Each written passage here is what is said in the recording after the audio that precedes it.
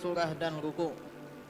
Naam, Al-Habib Zain bin Ibrahim bin Smith dalam kitabnya Hadis Syarah Jibril atau Syarah Hadis Jibril menyebutkan tentang sunnah-sunnah hayat dalam salat. Saya bahaskan sunnah salat terbagi kepada dua bahagian, sunnah ab'ad dan sunnah hayat. Sunnah ab'ad adalah sunnah yang kalau ditinggalkan kita kena ganti dengan sujud sahwi. Adapun sunnah hayat adalah sunnah yang kalau ditinggalkan tak perlu diganti dengan sujud sahwi. Di antaranya adalah as-sakatat, sunnah diam dalam salat. Ada beberapa tempat kita disunnahkan diam, tapi diamnya sesaat sahaja.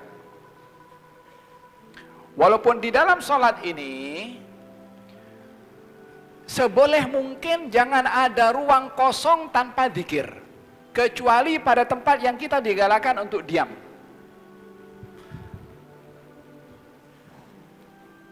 Kita kalau bangkit daripada sujud yang kedua untuk pergi berdiri, sujud yang kedua, baik rakaat yang pertama atau rakaat yang ketiga pada solat yang 4 rakaat, atau bila mana seseorang bangkit daripada tahiyat awal untuk pergi berdiri, takbirnya panjang, Allahu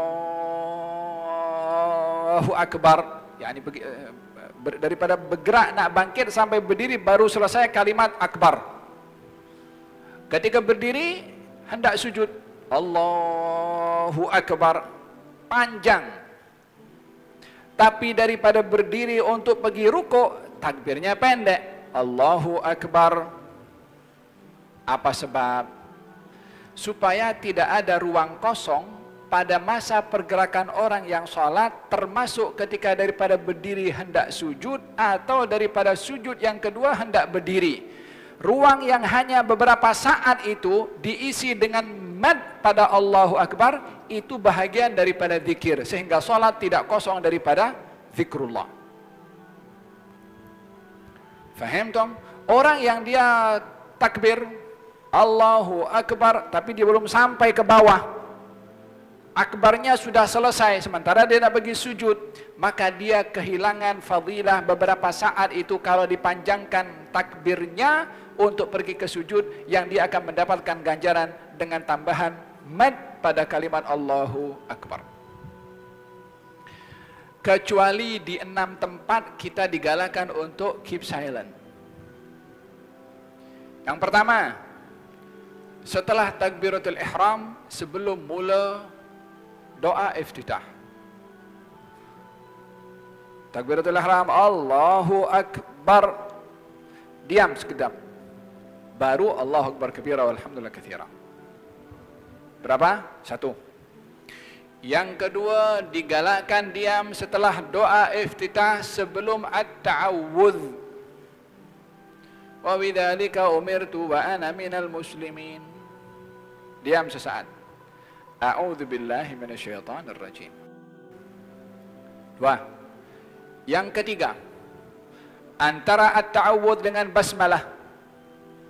Selesai ta'awudz, nak mula dengan bismillahirrahmanirrahim, diam sesaat. 3. Kemudian antara akhir ayat Al-Fatihah dengan amin, seperti mana tadi disebutkan sini, waladdallin, diam sesaat. Amin. Sebutan amin tu kalau solat berjamaah, maka makmum kena tunggu imam mula dulu sebut A untuk diikuti oleh makmum. Jangan makmum pula dahului kepada imam. Imam waladdallin, amin di belakang sebut.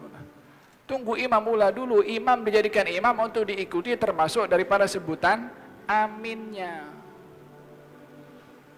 Faham tom? Hada berkenaan dengan diam yang keempat, ya. Sebutan amin boleh amin atau amin. Yang kelima, antara amin dengan surat. Antara amin dengan surat, ini galakan agak panjang. Imam bila mana menjadi imam dalam salat jahriyah, yang salat yang bacaannya itu keras, selepas menyebutkan amin bagi ruang yang agak panjang supaya bagi ruang kepada makmum membaca Al-Fatihah.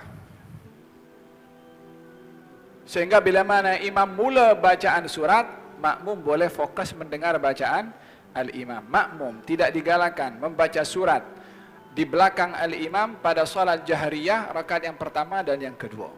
Dia kena dengar bacaan imam. Unless kalau imam tengah baca mikrofon mati, makmum tak boleh dengar. Okey, silahkan makmum untuk baca. Atau dalam salat sirriyah, makmum kena baca surat. Ada berapa tadi? 5. Yang keenam adalah antara surat sebelum rukuk. Selesai daripada bacaan surat, sebelum rukuk diam sesaat. Jadi disunnahkan untuk diam, dan ini termasuk bagian daripada sunnatul hayat. Antara takbiratul ihram dengan doa iftitah, antara doa iftitah dengan ta'awudz, antara ta'awudz dengan basmalah, antara selesai daripada al-Fatihah dengan amin, antara amin dengan surat, dan selesai daripada surat sebelum rukuk. Ada tempat, ini 6 tempat untuk kita digalakkan untuk diam. Wallahu ta'ala a'lam bis-shawab.